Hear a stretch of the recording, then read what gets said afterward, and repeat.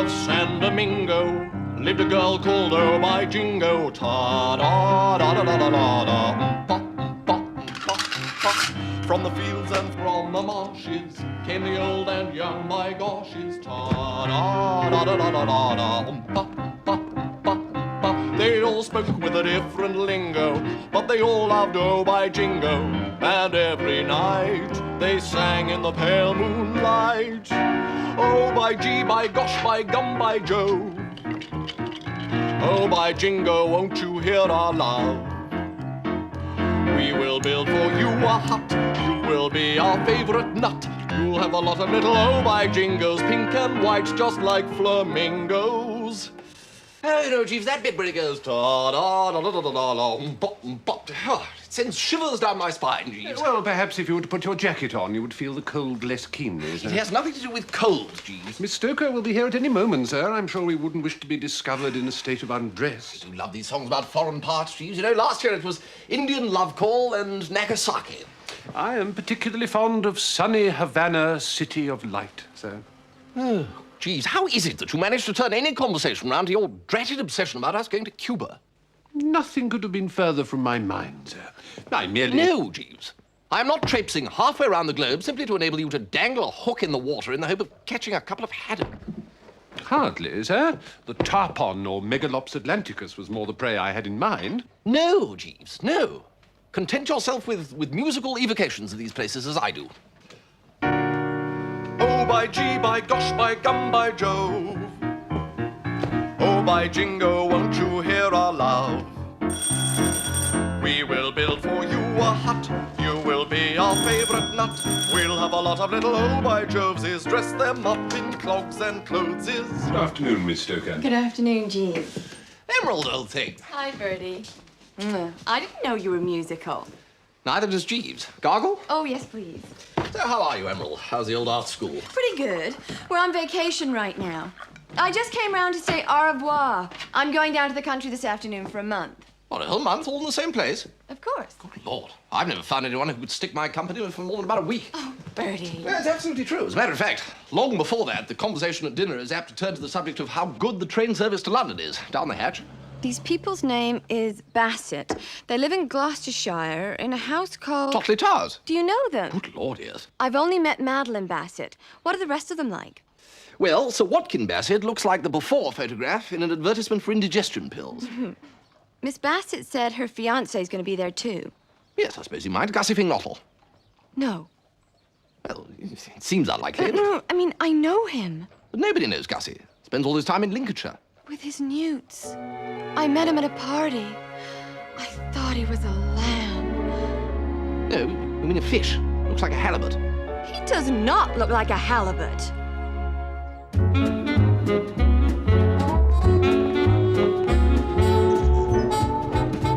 if there's any mail, send it on to Totleigh Towers. Ah, what ho, Gussie? Oh, hello, Bertie. I can't stop. I've got to catch the 1:30 from Paddington. Oh, well, you could look out for a friend of yours on the train, Emerald Stoker. Says she met you at a party. Oh, yes. We had a really nice talk about newts. I don't know when I've met a girl who's attracted me more. Except, of course, Madeline. Madeline? Don't talk to me about Madeline. Madeline makes me sick. Gussie? Well, it's true. Oh, by the way, Stephanie wants you to come down to Totleigh for a few days. Some hopes. Afternoon, Rogers. Good afternoon, sir.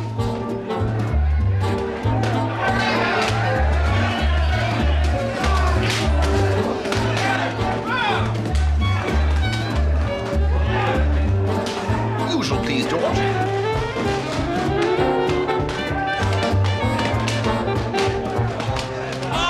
Bertie! I thought I'd find you here. Mind the...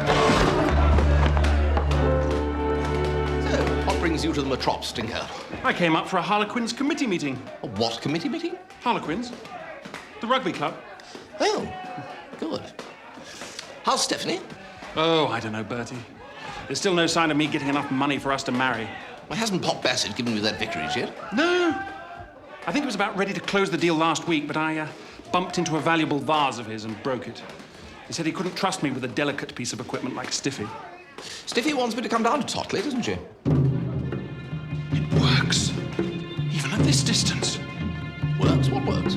How did you know that Stiffy wants you to come down? I just met Gussie in the vestibule. Oh, I see. To tell you the truth, Bertie, there's odd things going on at Totleigh. Supernatural things. Anyway, there's something Stiffy wants you to do for her. You're not yourself, Stinker, or you wouldn't be gibbering like this. I know, Stiffy. You know, I'd run a mile in tight shoes for her, but she lacks that balanced judgment that one likes to see in girls. Now, what is this commission that she has in mind for me? She said she'd rather keep it under her hat until she saw you. She won't see me. She'll be terribly disappointed. You'll administer spiritual solace. Goodbye, Stinker.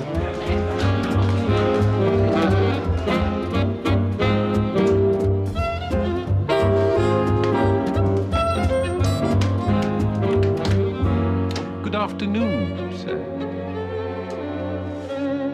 Your master is an extremely worried man, Jeeves. Sir? No, stop playing with a hat, Jeeves. I knew you wouldn't like it. Well, not at all, sir.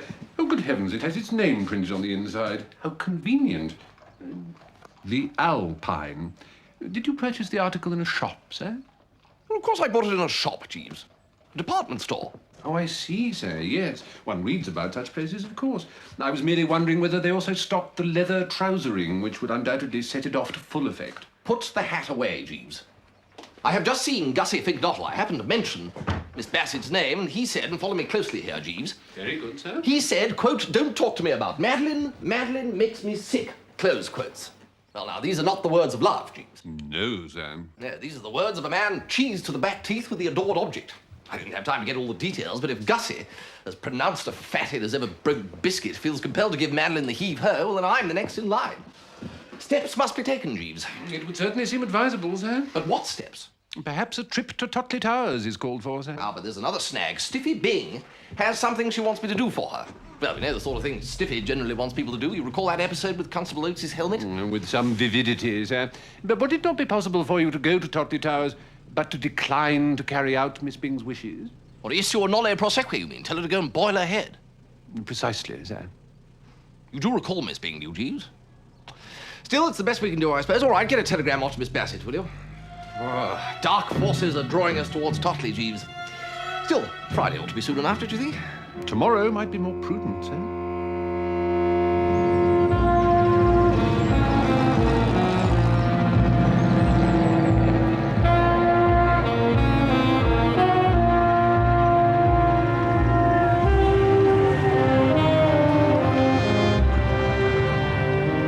Good afternoon, gentlemen. Good afternoon, Mr. Butterfield. Good afternoon, sir.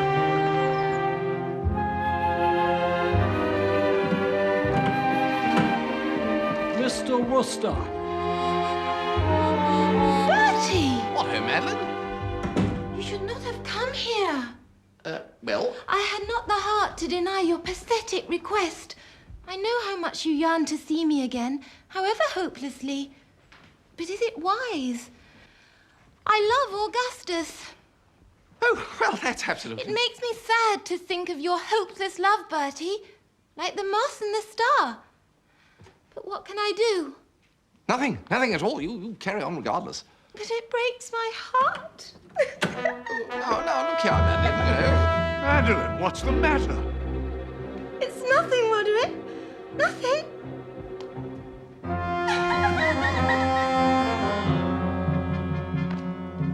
Cucumber sandwich? You've made her cry. You heartless swine. Now, look here, Spode. You have come here like a creeping snake to try and sow doubts in her mind about the one she loves. No. You still hope to win her away from Finknottle. Let me tell you, Wooster, I have loved that girlie for years and years, but never by word or look have I so much as hinted at it to her. I shall be watching you, Wooster, watching you closely. Be very, very careful. Yes.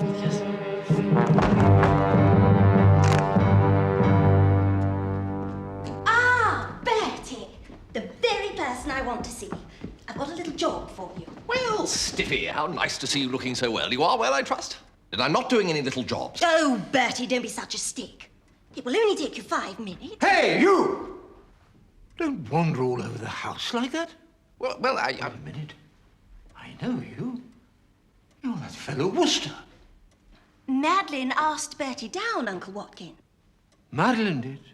How long for? Well, a week was mentioned. No. Good God.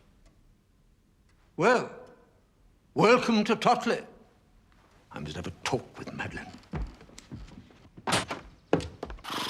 Well, Jeeves, Totleigh is still the hellhole we know and love. Indeed, sir. But, Jeeves, and it's a but the size of Hyde Park, I have it straight from the horse's mouth that Miss Bassett and Gussie are sweethearts still. I fear you may be too sanguine, sir.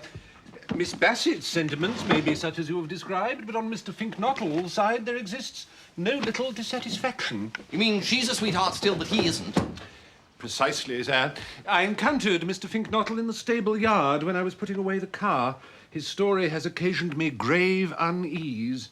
Jeeves, I have the unpleasant feeling that centipedes are sauntering up and down my spinal column in large numbers, waving to their friends. What's happened? Miss Bassett has insisted that Mr. Finknottle adopt a vegetarian diet, sir.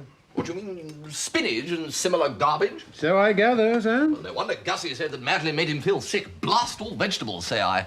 The cook expressed herself in similar vein when Mr. Finknottle explained his predicament to her, sir.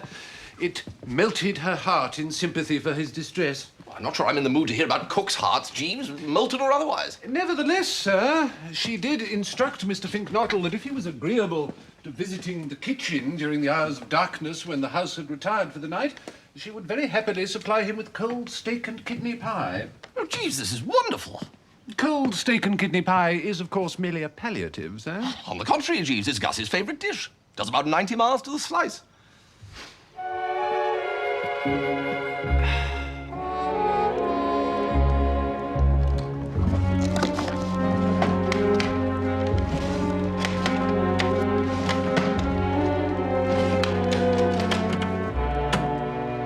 Oh, it's you, Bertie. Yes, Gussie. The very same, except no substitute. What are you doing? I was hoping there might be some nuts with the cocktails, but no. Do you know what it's like to be perpetually hungry, Bertie? Courage, Gussie. Think of the old S&K. F&K? Steak and kidney. Shh. That cook sounds like an angel in human form. She is, as you know. No, I don't know. I haven't had the pleasure. Of course you have. It's Emerald Stoker. Emerald Stoker is the cook. It appears she's dependent on a monthly allowance from her father in New York. But earlier this month, she put everything on Sunny Jim in the 3 o'clock at Kempton. Sad, sad. Well, she could have touched me. My dear Bertie, a girl like that doesn't borrow money. Much too proud.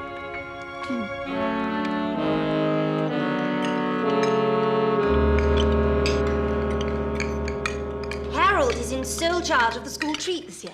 Oh, well done, Stinker. Uncle Watkin is going to give him a vicarage, and we'll be able to get married. We'll see, my dear. We'll see. Sir Watkin's kindly allowing us to exhibit his collection of silver. We're putting up a special tent for it. Gussie could bring some newts What? to the school treat. It would be interesting for people to look at newts. I'm not going to have my newts stared at by all and sundry. Also, Madeline, I don't see why you're allowed to eat roast beef when you're meant to be a vegetarian.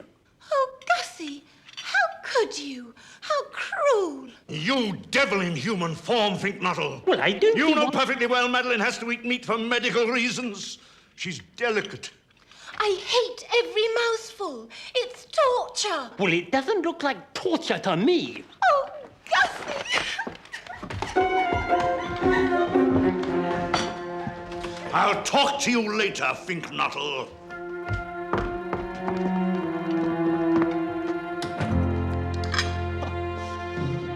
That's new, isn't it, Sir Watkin? What? That thing in the middle of the table. Attractive little bijou. Uncle Watkin bought it from a man named Plank, who lives over in Hockley-cum-Meston. It's worth £1,000, but it's evil. It should never have been allowed into the house. Rot, Stephanie. It's a perfectly ordinary African tribal totem. Oh, well, golly. Soapstone, is it? Amber. Black amber. It's got a curse on it. It's been nothing but bad luck.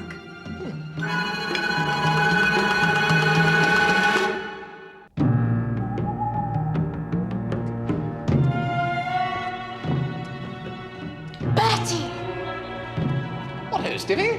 come in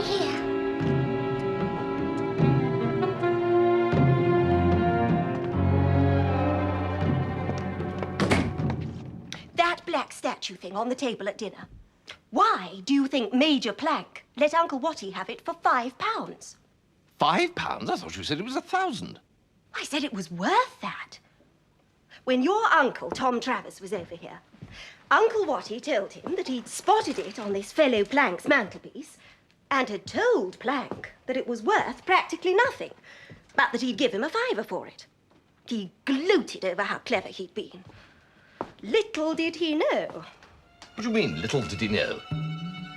It has got a curse on it. Oh, what rot. Since it arrived here, there's been nothing but accidents. Well, didn't you feel the evil power emanating from it? No? It's changing Uncle Watkin, too. He's getting nasty and short-tempered. Well, now, wait a minute, Stiffy. I hate to be the one to break this to you, but your Uncle Watkin has always been nasty and short-tempered. The midwife who delivered him remarked on it. No, it's different now. It's the power of that terrible thing. That's why he won't give Harold a vicarage so that we can get married. And that's why you're going to steal it. Oh, no, Stiffy. No, I told you, no little jobs. Then you take it back to Plank and get him to give you £5 for it. Why can't you just throw it away? You can't do that. If you did that, you'd bring the curse down on yourself. No, it has to go back to the last person in the chain. And if money changed hands, then exactly the same amount must change hands again. No, Stiffy, I'm sorry, but I have never in my life heard such an earful of unadulterated gammon. No. And no, I'm sorry, but I'm issuing a nolle prosequi on this one.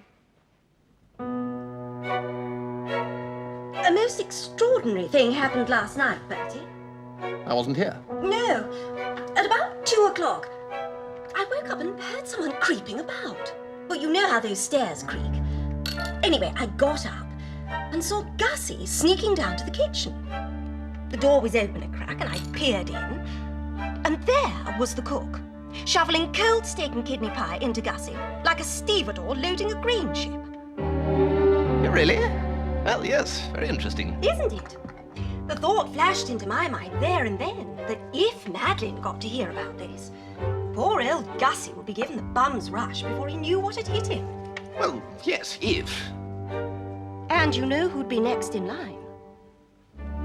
You wouldn't tell her. You know how indiscreet I am, Bertie. Oh, Stiffy, this is blackmail. Why can't you pinch the blasted statue yourself? Suppose I got caught. Tonight.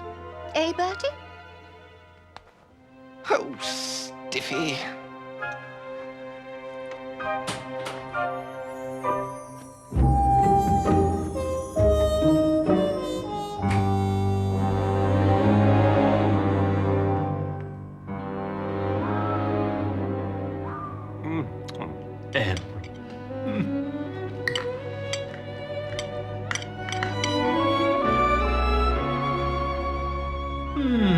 Feel better? Emerald.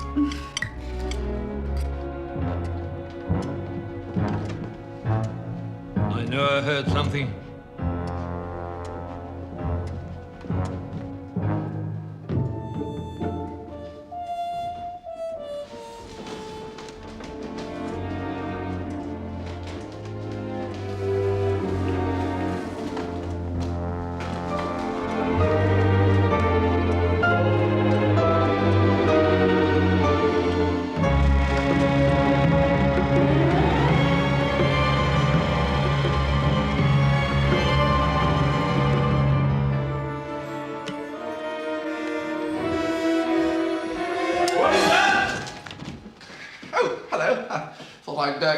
Come down for a book.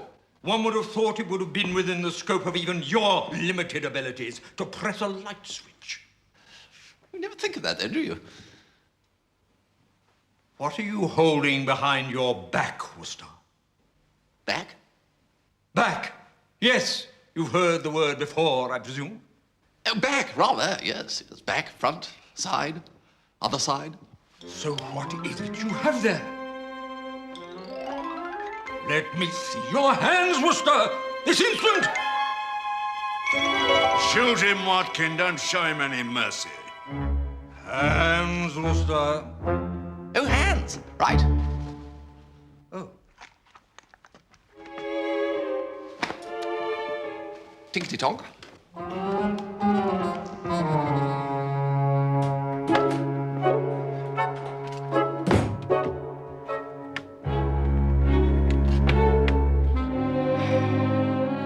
idea what I'd do without you, Jeeves.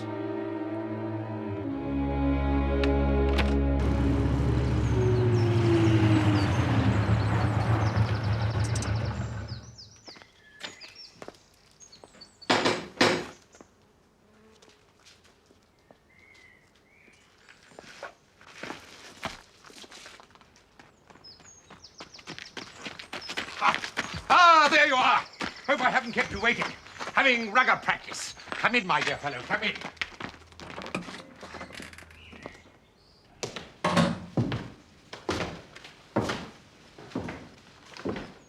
Make yourself comfortable, my dear fellow. I'll just get these boots off.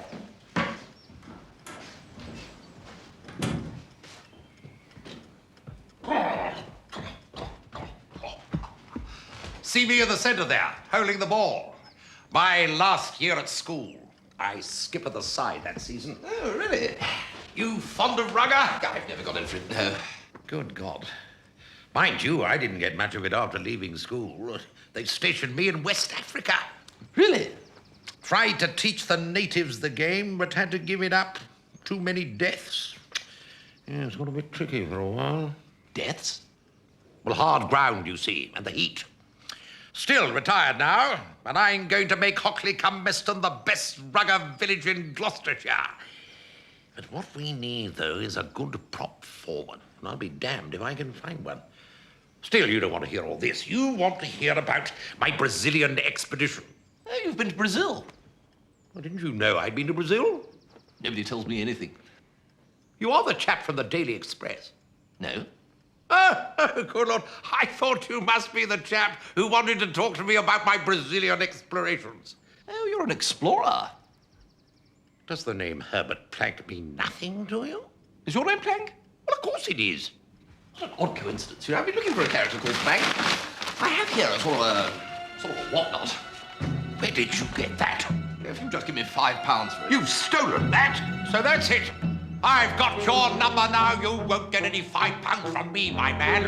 I'm going to call the police. That won't be necessary, sir. Who the devil are you? Chief Inspector Witherspoon, sir, Scotland Yard. Has this man been attempting to obtain monies from you, sir? Yes.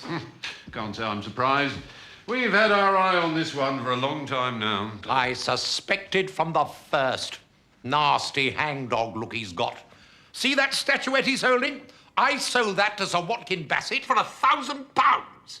And he has the cool cheek to try and sell it to me for £5. He's stolen it, of course. Did he indeed, sir? Well, with your permission, I shall impound the object, sir. We'll be needing that as evidence. Come along, Joe. The game is up. Thank you for your help, Major Plank. Alpine Joe, we call him, sir, on account of his peculiar headgear. Yeah, he's got it with him now. Yes, he never moves without it, sir. You'd think he'd have the sense to adopt some rude disguise. But then the likes of you and I will never understand the criminal mind. Come on, Joe.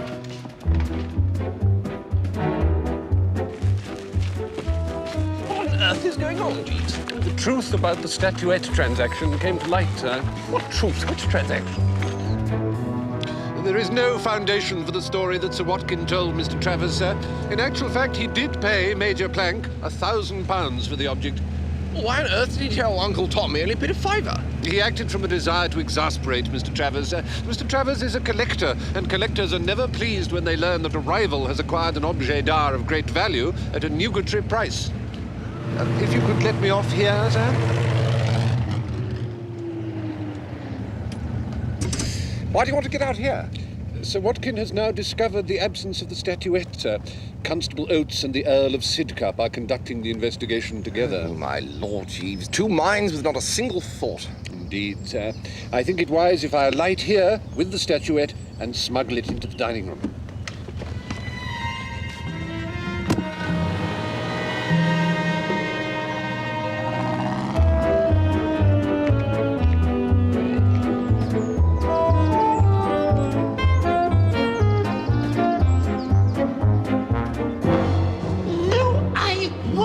Put your hands up. I'm going to search you, Finknottle, if it's the last thing I do. You are not. I'm going to talk to our host about this. Come back here. No. All right, Mr. Wooster, sir. You stay right where you are, sir, while I searches of you. No, you blasted well don't. Is he giving you trouble, Oates? Don't you worry yourself, Lord Sidcup, sir. I has my own ways of dealing with desperados. Why didn't you just tell me what it is you're looking for? Sir Watkins' priceless African totem has disappeared. Oh, rot.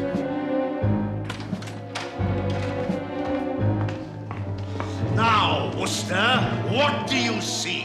What do you mean, what do I see? Don't palter with me, Wooster. Beg your pardon, Don't Lord interrupt me, Sidcup. Oates, while I'm interrogating the criminal. Yes, Lord Sidcup. Quiet, man. What your friend is trying to tell him is that there is a singularly unattractive black statuette on the table. What?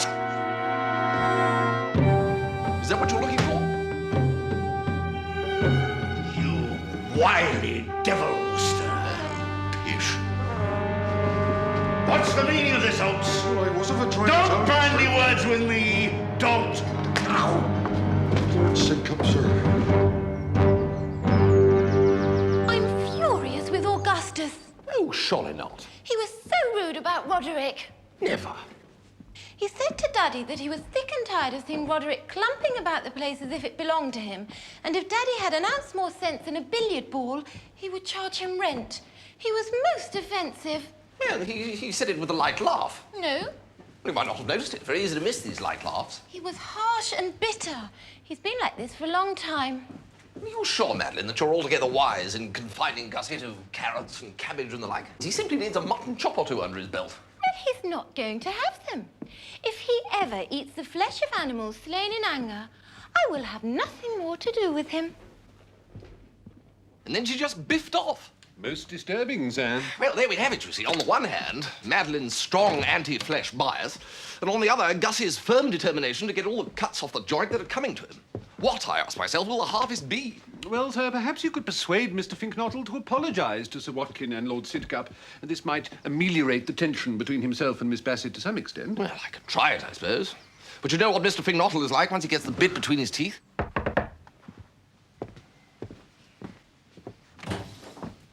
It's back. I know it's back. I brought it back. Oh, Bertie, you are a complete fool. Well, I like that. It was you who got the story all wrong. Are you going to pick on every little thing I do? Well, you'll just have to get it back to Major Blank again. Well, how can I? He thinks I'm Alpine Joe. Who? And anyway, unless he gives me £1,000 for it, the curse will fall on me. Well, get him to give you the £1,000 then. You'll pardon me for interrupting, Miss Bing, but there may be another way out of this dilemma. The object is a totem for the Umgali people. Is it? The Umgali believe that the tribal chief can shortcut the rather laborious procedure for the return of a totem by personally laying claim to it using a particular form of words. A spell, you mean? I should not like to go so far as to say that, miss, but I have been in telephonic communication with the Zynegian High Commission, and it so happens that the chief of the Umgali is in London at the moment. Jeeves, that's wonderful. The High Commission is of the opinion that the chief will be most interested in recovering the object for his tribe. And you think my uncle is just going to hand it over? I understand that the chief of the Umgali has certain powers, miss, which might make his demands irresistible. Well, I wish him luck with Uncle Watkin. But if we don't stop that thing from influencing him, by making him refuse to give Harold the vicarage, we know what will happen, don't we, Bertie?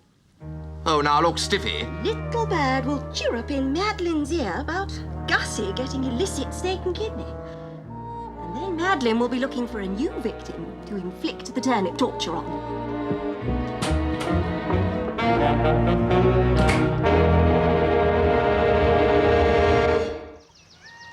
Women always put a damper on things, don't they, Jeeves? They're brought up to believe that it is part of their duty to restrain male optimism, sir.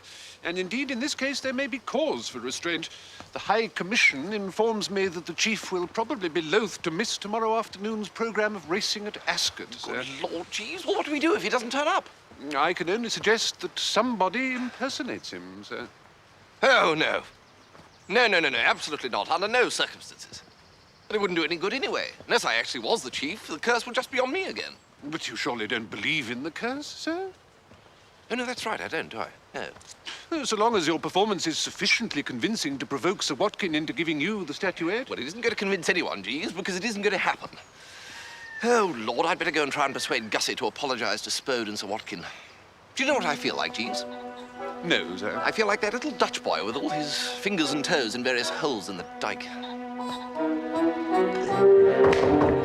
Come in. Ah, what ho, Gussie? Oh, hello, Bertie. Do you know that Spode creature tried to search me? Well, yes, actually, that's... What are you doing? I'm putting on my galoshes. What for? I'm going for a walk with Emerald, or perhaps a row on the river. You can't go for a walk with Emerald. You can't row anyway. No, but Emerald can. She's wonderful, Bertie. No, Gussie. I mean, a pleasant enough girl, I suppose. She says I can hold the rope things and steer. She says if you pull it this way, it goes in this direction. But if you pull it that way, it goes in that direction. She knows so many things, Bertie.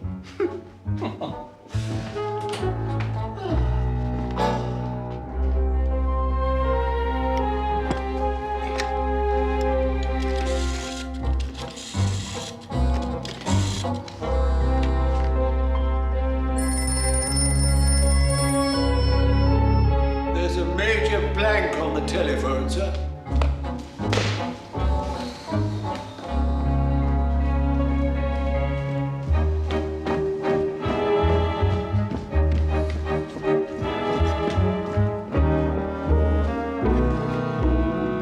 Are you there? Just thought I'd give you a ring, Sir Watkin, after all the excitement. What about Alpine Joe, eh? What? Who? Alpine Joe? Who in God's name is Alpine Joe? Detective Inspector Witherspoon? You feeling all right, Plank? Tonight? No, I'm just going to have my tea. Come over to Totleigh tomorrow morning, we can talk about it then. What? No, I've never heard of Alpine Joe, nor the other one.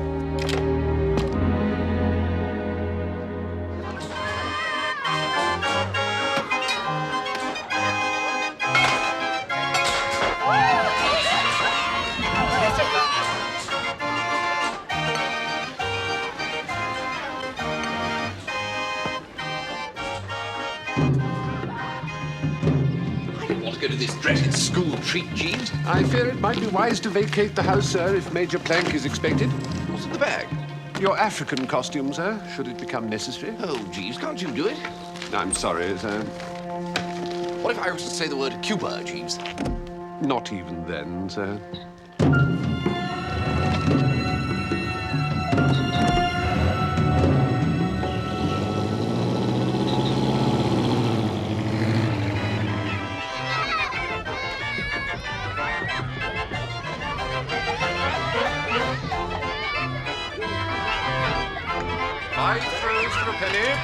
Hoopla! 5 throws a penny.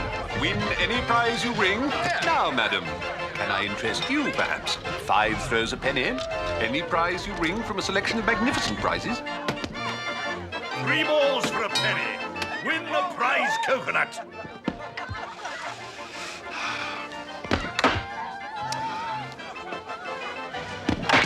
No, not like that, you namby-pamby.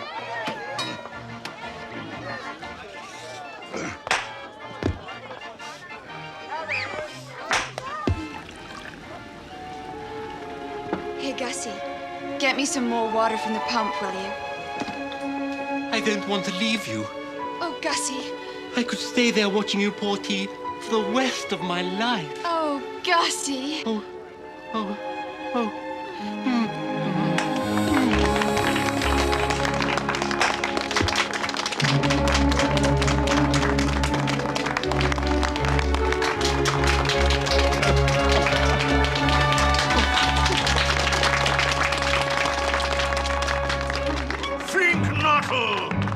Come back here, you bounder! Finknottle! What on earth is the matter, Spode? Finknottle's a libertine! Libertine, Gussie? I've just seen him kissing the cook. What? And now I'm going to break his neck. Spode! Sir Watkin, which is the Benin bronze head and which is the Makonde mask? The Benin bronze is the one at the back. Isn't Harold being helpful, Uncle Watkin? Yes. Doing very well. You are going to let him have a vicarage, aren't you? So that we can get married? Oh, I suppose you know what you're doing. Very well. Oh, Uncle Watty!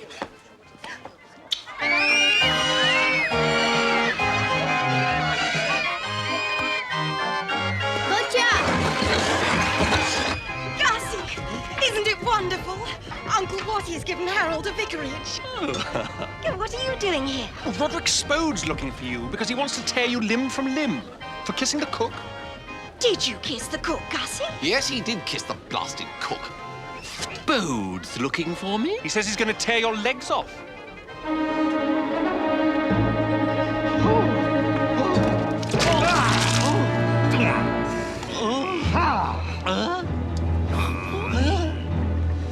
I'm now going to break your neck, Finknottle. No! Yes. Harold! One of you do something! I'm a coward.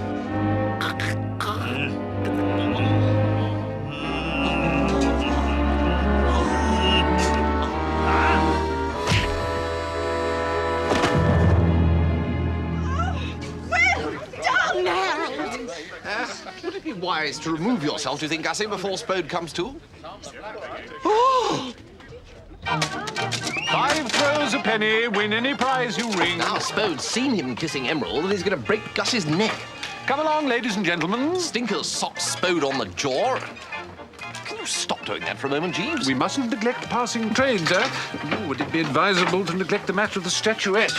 It seemed to be a question of now or never, sir. You mean... Particularly with Major Plank approaching us at this very moment, sir. What? Oh, my God. Inspector Witherspoon, what on earth are you doing here? I'm working undercover, as we say, sir. Call me Jeeves. Jeeves. Oh, right. Ah, Major Plank. Good of you to come. Afternoon, Sir Watkin. Seen my little exhibition yet? Exhibition, no. Come and have a look. That totem I bought off you has pride of place, of course. Gussie, there you are. The urn's nearly empty. What have you been doing with yourself? There's nothing in here. Spode shook me, Em. That gorilla. Oh, you poor lamb. Finknottle! I say. Leave Gussie alone. Oh, no, my dear.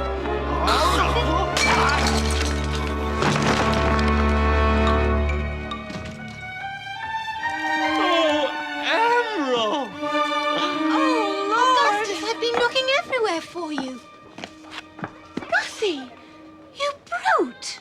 Not at all. He was warned. He saw me remove my glasses. When I remove my glasses, those who know what's good for them head for the hills. I hate you. I hate you.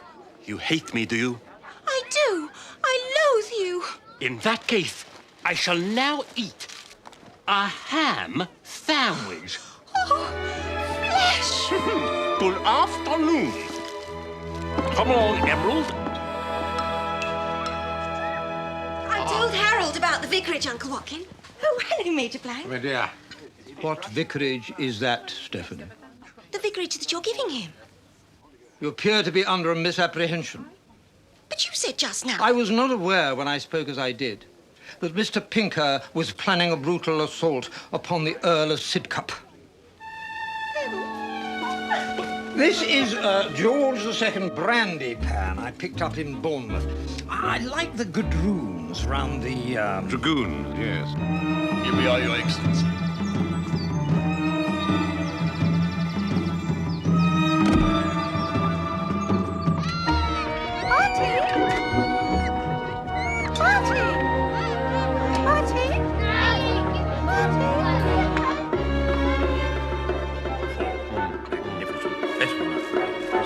Stop!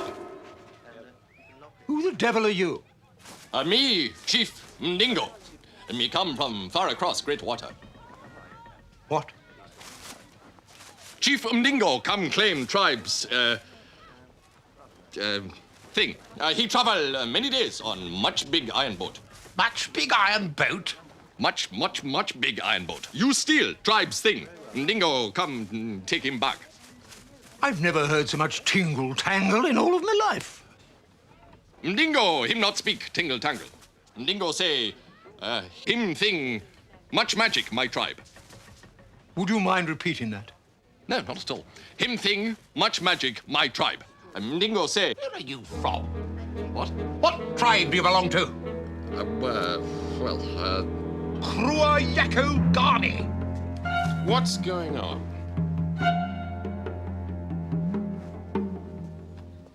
I'm looking for Sir Watkin Bassett. That's me.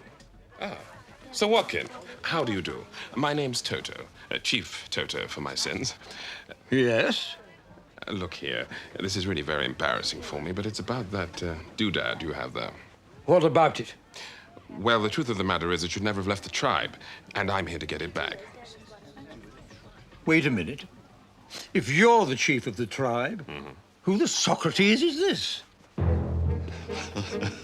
I haven't the foggiest. Must consult with elders of tribe. Do you know who that was? Alpine Joe. It's Woody Plank, isn't it? Yes. But Toto, how the devil are you? It's been a few years. You still on your quest for the perfect prop forward? Oh, yes. You see... Can we get back to the matter in hand?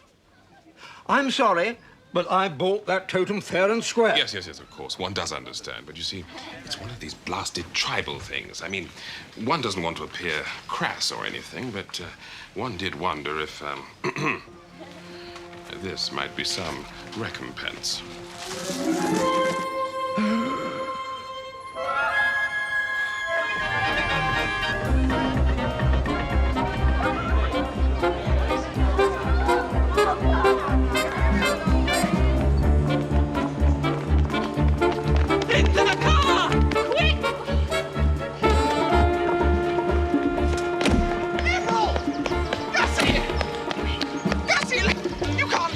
Mercy of Madeline! Oh, yes, he can! We're gonna get married! Bye,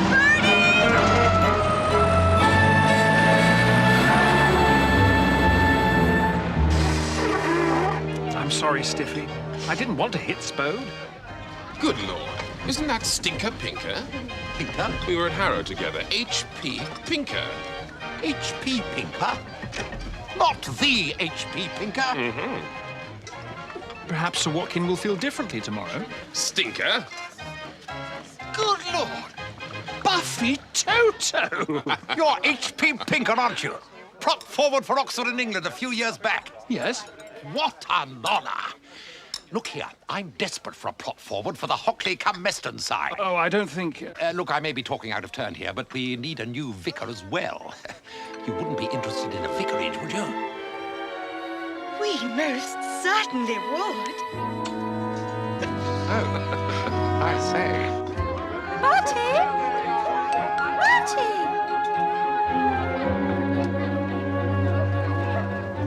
Daddy, have you seen Bertie Wooster anywhere? Yes, he's somewhere about, dressed up in some ludicrous costume. Why? I'm going to marry him.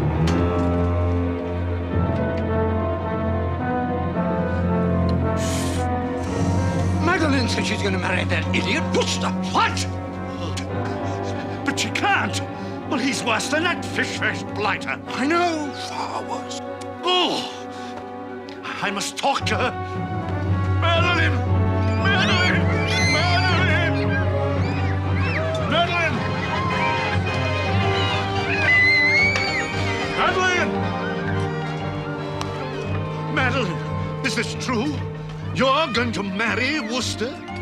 Yes, Roderick, it is true. But you can't love a half-witted, half-baked idiot like Wooster. He loves me, Roderick. You must have seen that dumb, worshipping look in his eyes as he gazes at me. You can't marry Wooster, Madeline. You can't! You can't!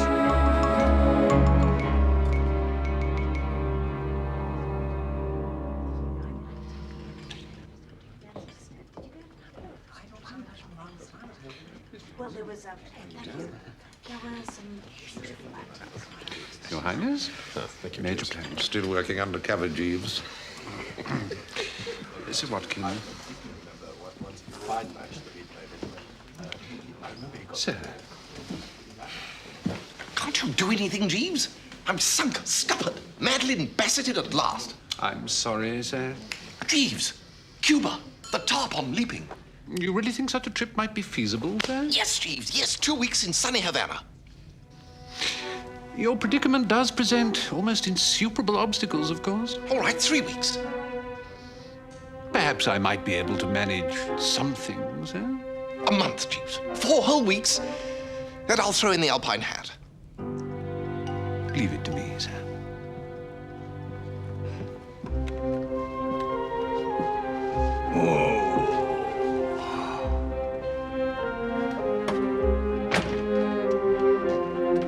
Excuse me, Lord Sidcup.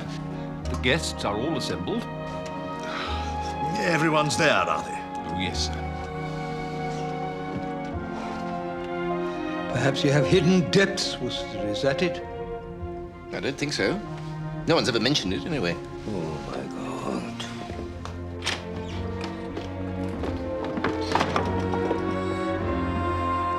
God. Ladies and gentlemen, I have an announcement to make. Little Madeline has consented to be the next Countess of Sidcup. What? She has done me the honor of accepting my proposal of marriage.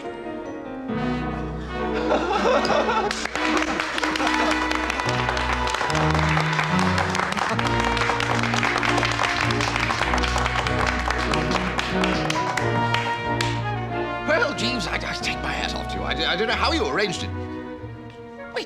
Wait a minute, you can't have... Jeeves, did you know about this? Another glass of champagne, sir?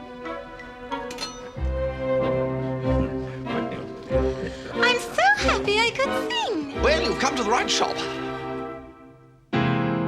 Oh, by gee, by gosh, by gum, by Jove. Oh, by Jove, oh, by Jove, oh, by Jove. Oh, by jingo, won't you hear our love? Will you kindly raise your voice? Louder! We will build for you a hut. Yes, you will be our favorite nut. We'll have a lot of little oh, by Joveses. Dress them up in clogs and clothes. Oh, by gee, by gosh, by gum, by Jove. Oh, by Jove, oh, by Jove, oh, by Jove. Oh, by jingo, won't you hear our love? Will you kindly raise your voice? Louder! We will build for you a hut. Yes, you will be our favorite nut.